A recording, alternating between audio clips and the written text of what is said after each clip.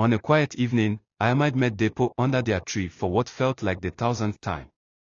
But this time, the air between them was heavy with unspoken truths. Dapo, she began, her voice trembling, I think we need to take a step back. Not because I don't care about you, but because I think we both need time to figure out who we are without each other. Dapo's face fell, but he didn't argue. Instead, he nodded slowly. I've been feeling the same way, he admitted. I just didn't know how to say it. They sat in silence for a while, the sounds of the evening wrapping around them. This doesn't mean the end, Ayomide said softly. It just means we're giving each other the space to grow. Dapo reached into his bag and handed her a small, folded sketch. It was of 2 sunflowers, standing apart but still facing the same sunlight. Beneath it, he had written, no matter where we are, we'll always share the same light. Ayomide felt a tear roll down her cheek as she smiled. Thank you, Dapo. For everything. As they walked away from the tree that night, they both knew their story wasn't over, it was simply moving into a new chapter, one that neither of them could predict. The days after Ayomide and Dapo decided to step back were filled with an odd quiet. At first, Ayomide felt the absence of their shared moments like a missing piece of herself. She wondered if he felt the same. But as time passed, she began to rediscover parts of herself she hadn't explored before. She threw herself into writing, crafting poems and short stories inspired by her journey. Her literary club mentor noticed her growth and encouraged her to submit her work to a citywide competition. You have a voice that needs to be heard, Ayomide, Mrs. Omelora said. Meanwhile, Dapo thrived under the mentorship of the local artist. Though he struggled initially, he began to find confidence in his craft, experimenting with bolder colors and themes. His mentor noticed a recurring symbol in his work, sunflowers. They mean something to you, don't they? The mentor asked. Dapo smiled softly. Yeah. They remind me of someone who sees the best in me, even when I can't.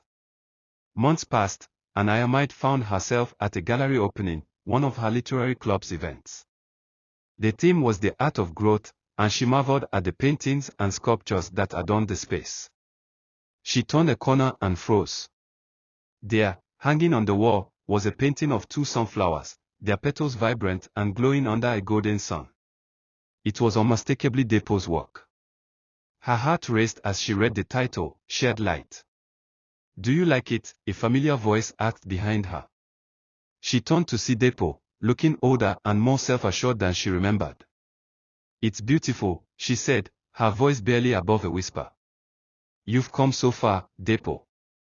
And so have you, he replied, gesturing to the small table nearby where Ayomide's name was listed among the writers being celebrated.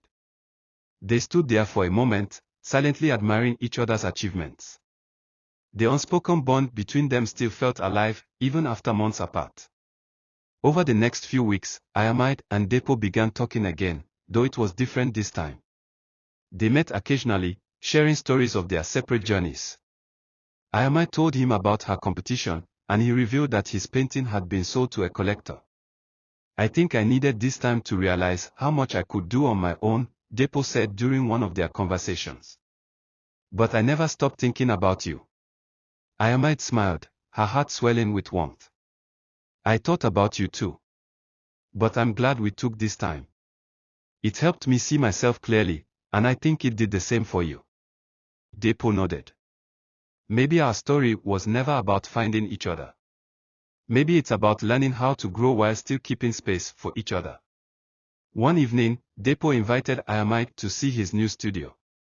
The space was small but filled with sketches and half-finished canvases.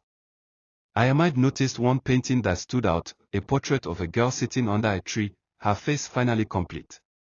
Is that, she asked, her voice trailing off. It's you, Dapo said, smiling. I never finished it before because I didn't know who you were. But now I think I do. Ayomide felt tears prick her eyes as she gazed at the painting. You've always seen me, even when I couldn't see myself, she said softly. And you've done the same for me, Dapo replied. Though neither of them said it out loud, they both knew their paths were beginning to converge again, this time stronger and more certain than before. Ayomide and Dapo decided not to label what they were. They didn't need to rush or define themselves. Instead, they chose to focus on the present and on supporting each other's growth. Ayomide's writing began to gain recognition, and she was invited to speak at events about her journey of self-discovery. Dapo's art continued to flourish, and his sunflowers became a recurring symbol that others began to associate with hope and resilience. One evening, as they sat under their favorite tree, Ayomide turned to Dapo. "Do you think we'll ever have a happily ever after?" Dapo smiled, his eyes full of warmth. "I think we're writing it as we go. And I don't mind if the ending takes a while." For now, their story was far from finished. It was still being written, one moment, one chapter at a time. The months that followed brought new opportunities and challenges, and Ayomide and Dapo continued to find themselves caught between the past and the future. Ayomide's name began to appear more frequently in literary circles, and Dapo's art was gaining the attention of local galleries. Yet, with every new success came a new question: could they navigate this newfound success while staying true to the bond they had formed during their struggles?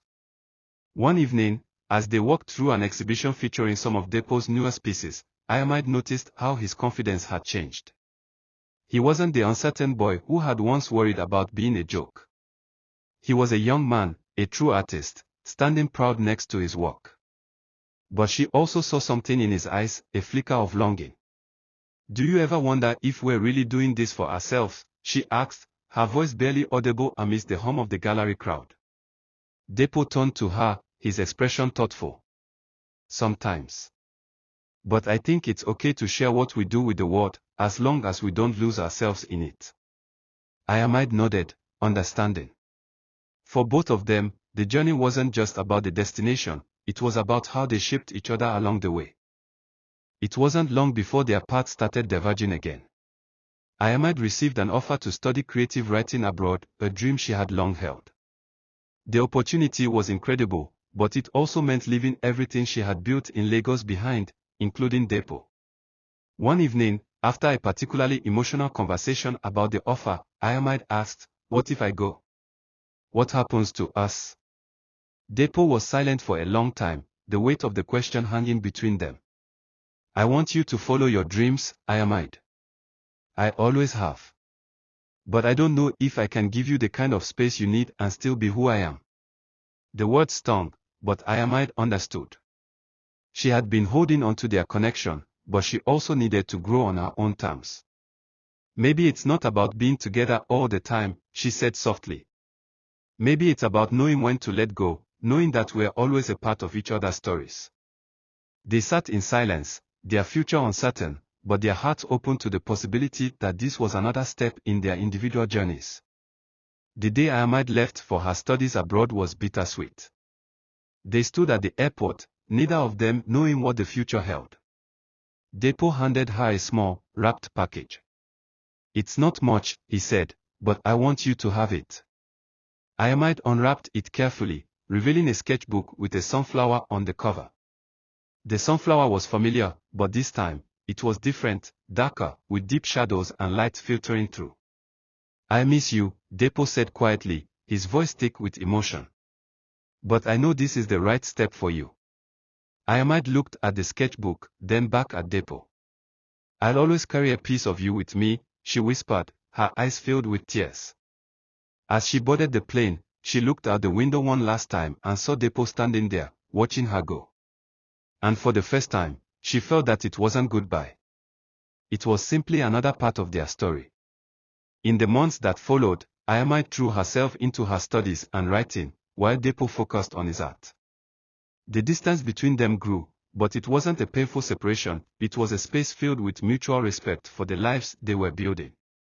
Ayomide sent Dapo her first published story, a reflection on the growth of their friendship and the ways in which they had shaped each other's lives. He responded with a letter, a piece of his heart on paper.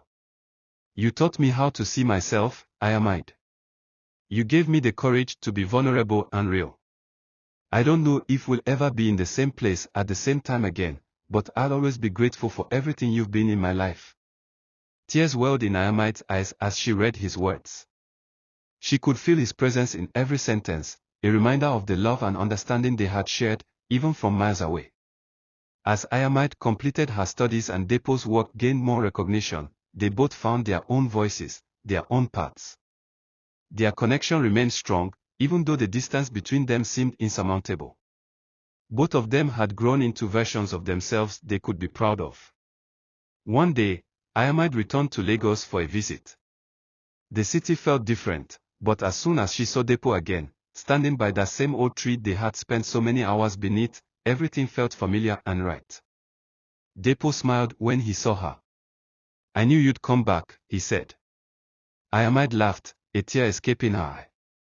"Not the same way, Dapo. But I'll always come back to you. To us." They stood together, the sun setting behind them, knowing that whatever came next, they had both learned the most important lesson of all: love, like growth, was never about reaching a destination, it was about the journey, the moments, and the spaces between them. And as they walked forward, hand in hand, the story was far from over, it was still unfolding, a tale of growth, love, and the paths that intertwined and diverged, always coming back to the shared light they had once found together. Years had passed since Ayomide and Dapo first met under the branches of that old tree. Both had blossomed into their fullest selves, their dreams taking shape in ways they hadn't imagined back then. Ayomide had become a renowned author, and Dapo's art was now celebrated worldwide. Yet, despite their individual successes, they still found solace in each other's presence. On a warm evening, they returned to the very spot where their journey began. The tree was still there, its roots deep in the earth, its branches reaching toward the sky. Ayomide smiled as she sat down on the same bench where they had spent countless hours talking and dreaming. Dapo joined her, his eyes as bright as ever. "We've come a long way," he said, his voice soft, almost reverent. Ayomide nodded, taking his hand in hers. "But it feels like we're exactly where we need to be." They sat in silence, the years between them now just a series of chapters that had led them to this moment, no longer separate stories, but one shared narrative, woven together by love, growth, and the bond they had nurtured. And as the sun dipped below the horizon, Ayomide knew that their story, though it had reached its closing page, would live on, not in the past, but in every moment they continued to share. The end was simply the beginning of a new chapter, one that they would write together, in whatever form it took.